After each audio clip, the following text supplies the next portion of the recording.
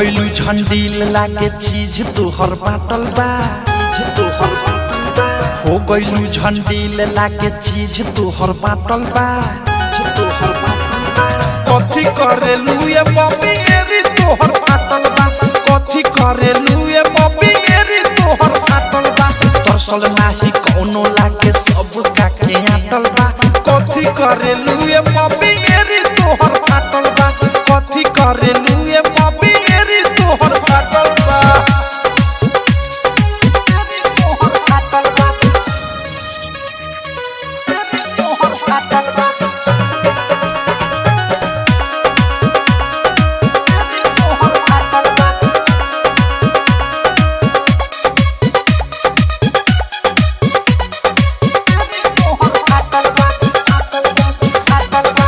रहिलू busy तू काथी करे में,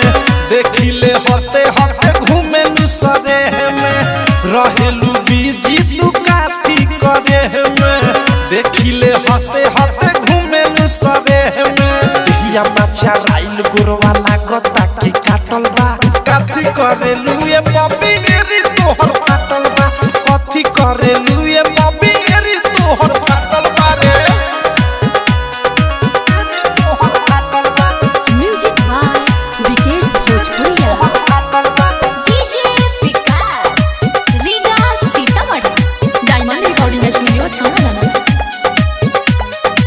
छन भर घर में न रहेलू सुध से, कहलू सुधर जाए में प्रेमी औध से बुध से, छन भर घर में न रहेलू सुध से,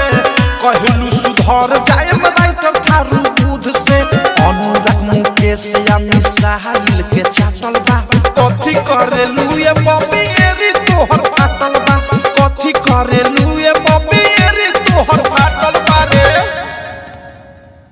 RCM म्यूजिक न्यू ऐप अभी डाउनलोड कीजिए हमारे गूगल प्ले स्टोर से और पाए भोजपुरी लोकगीतों का एक से बढ़कर एक ऑडियो वीडियो सॉन्ग बिल्कुल मुफ्त।